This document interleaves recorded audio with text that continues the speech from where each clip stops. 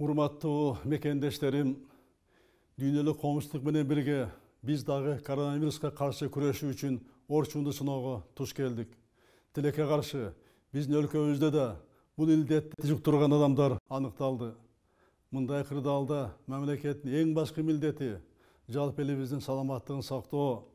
Азыркы учурда өлкөдөгү медициналык кырдаал толук бойдон көзөмөлдө турат. Дарыгерлерибиз тиешелүү даярдыктан өткөн. Бул илдеттен кандай дарылоо керектигин билишет.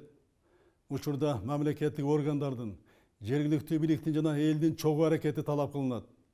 Мен баарыңыздарды тартипти катуу сактоого чакырам. Бүгүн жалпы коомдун саламаттыгы үчүн ар бир жаран, ар бир ата-эне жооптуу. Ар бир үй бүлө өздүк гигиенанын талаптарын толук аткарышы абзел. Зарылдыгы жок болсо, үйдөн чыкпай, башкалар менен жолугууну максималдуу кыскартуу зарыл.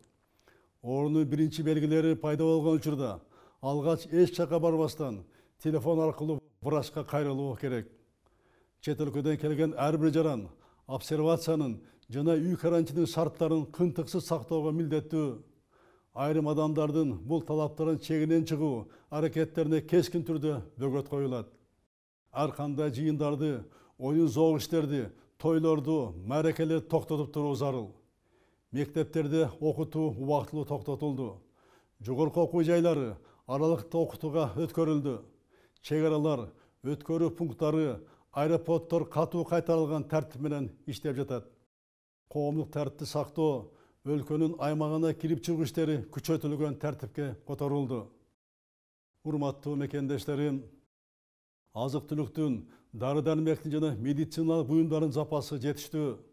Бул товарлар менен калкты туруктуу камсыз үчүн мамлекеттик органдар жана жергиликтүү бийлик тынымсыз иштеп жатат. Кооптонууга себеп жок. Бүгүнкү кырдаалга өтө жоопкерчилик менен мамиле кылуу керек. Дүрбөлөң салууга, коомдун тынчтыгын бузууга аракет кылгандар, чайкоочулук кылам дегендер, тамак аштын жана дары-дармектин баасын негизсиз көтөргөндөр көз жазымда калбайт. Тиешелүү жоопкерчилигин тартат. Азыр ар бир мекендешибиз өз кызыкчылыгын көздөбөй, элибиз аман болсун, эл арасында мен аман болоюн деген түшүнүктү бекем карманысы зарыл.